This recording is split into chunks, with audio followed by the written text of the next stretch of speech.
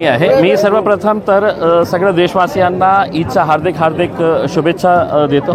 एक महिन्याच्या फास्टिंग नंतर रोजा ठेवल्यानंतर जगभरात आज ईद साजरी होत आहे। मी माझ्या वतीने, माझ्या पक्षाच्या वतीने, माझ्या जिल्ह्याच्या वतीने मी सगळ्यांना हार्दिक शुभेच्छा देतो।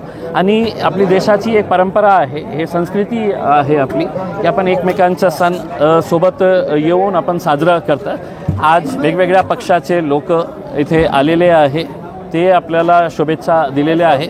माझी शुभेच्छा त्यांनाही आहे। मी त्यांचं स्वागत करतो, जे आलेले आहे आज मी सर्वांचं स्वागत करतो आणि अपेक्षा हे बाळगतो की येणाऱ्या काळामध्ये सगळे जे वेगवेगळ्या राजनैतिक पक्षाचे नेते आहे आणि विशेषकर भारतीय जनता पार्टीचे नेतेही आले असते तर मी त्यांचंही स्वागत केले असते, कारण आपली परंपरा, आपली संस्कृती आपल्याला जपायची आहे। निवडणूक येतील जातील, कोणी पराभव होतील, कोणी जिंकतील, पण आपल्याला आपली परंपरा ठेवायची आहे, आपली संस्कृतीला जिवंत ठेवायचं आहे। बरं, तुम्ही गळा भेट घेतल्याबरोबर खैरींनी काढता पाय घेतला, थांबले सुद्धा नाहीत।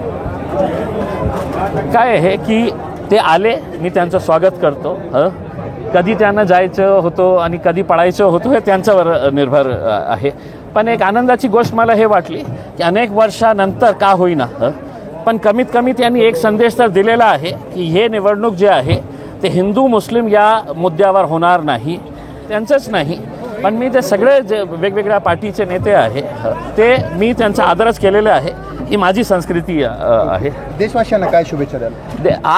आज जे नमाजच्या नंतर जे प्रार्थना करण्यात आली आहे, देशासाठी ही प्रार्थना करण्यात आलेली आहे की ज्या देशामध्ये अमन राहावं, भाईचारगी राहावं आणि ज्या प्रकारे मुस्लिम आमचे बंधू रमजानच्या महिन्यामध्ये जितक्या शिद्दतेने ते इबादत करतात, तेच इबादत असंच करू राहू। आपण एकमेकांसोबत राहू, सुख दुःखात एकमेकांचा सामील होऊ, हीच प्रार्थना।